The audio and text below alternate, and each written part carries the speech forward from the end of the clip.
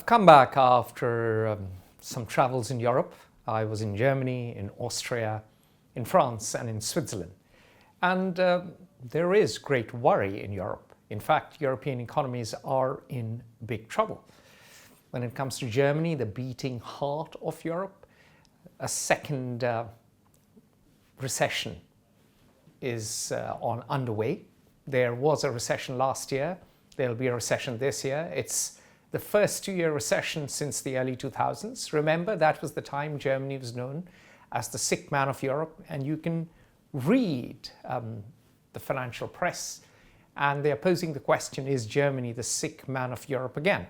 So Germany isn't doing well.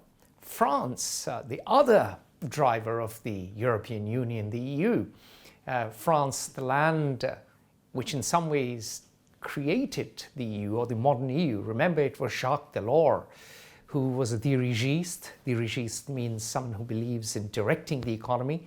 The tradition goes back to Jean-Baptiste Colbert, the legendary finance minister of Louis XIV, Louis XIV. And Jean-Baptiste Colbert, of course, thought that the resources of the state, in his mercantilist view, had to be used in a most efficient manner to maximize the power of the king. And of course, the king was the state. So the kings have gone from France, but of course, the power of the state is paramount, and the EU was born in that model because Jacques Delors envisaged a strong, and mind you, he was a very devout Catholic too, a strong Europe united by industrial policy, of course, the same currency, and perhaps even some fiscal benefits for the poorer members.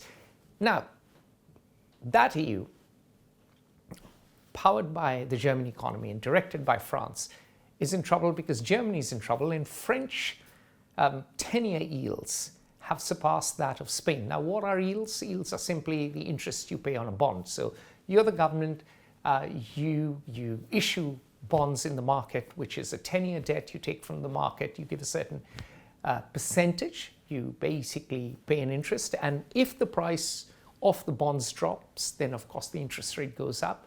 And clearly the markets have less faith in France and the French government than the Spanish government. And Spain doesn't really have a government. It's a coalition ragtag. And France, of course, also doesn't quite have a government. The election threw up a hung parliament, and Emmanuel Macron, the president, le président, who is de facto king, has invited Michel Barnier from a party that won, I believe, 5.6 or 5.5 or just north of 5% of the votes. So France is in flux. So European economies, other than France, are also in trouble. Italy has a debt crisis. Everyone knows that. It's an open secret. Spain and Portugal, they've managed their debt better, but again, they have a question, what is their comparative advantage? And so the suffering of EU economies is real. There continues to be the question whether the euro can survive. Why? Because who's going to bail out Italy with its huge debt? And it's closer to 3 trillion than 2 trillion. And of course, three things have hurt Europe immensely. One is indeed the Russia-Ukraine war that spiked energy costs. The other is the collapse of Chinese demand. Xi Jinping's zero COVID policy hurt the Chinese economy. The real estate bubble has burst. Chinese banks are in trouble. China's demography is such that they do not have that much demand. And Europe was, or at least France and Germany, the two powerhouses were running export-oriented economies. It was German cars and French perfumes that were the toast of the town in places like Shanghai and Beijing. Now demand for both of them has gone down. So you have those two phenomena combined with American protectionism. The Inflation Reduction Act passed by Joe Biden wasn't really about reducing inflation. Inflation actually went up. That act arguably led to greater inflation. Maybe not. That's a discussion which is different. We'll talk about the American economy another time. The point is that American protectionism which has come in various forms, particularly the Inflation Reduction Act, has meant that Europe cannot send or cannot export its products the same way. So Germany companies are in trouble. French companies are suffering.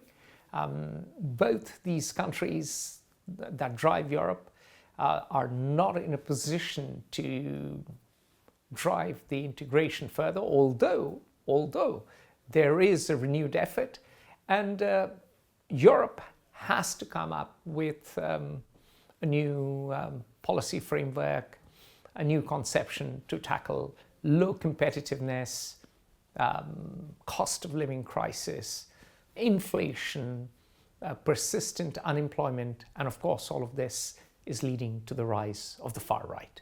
Join the conversation at Fair Observer and subscribe to our YouTube channel.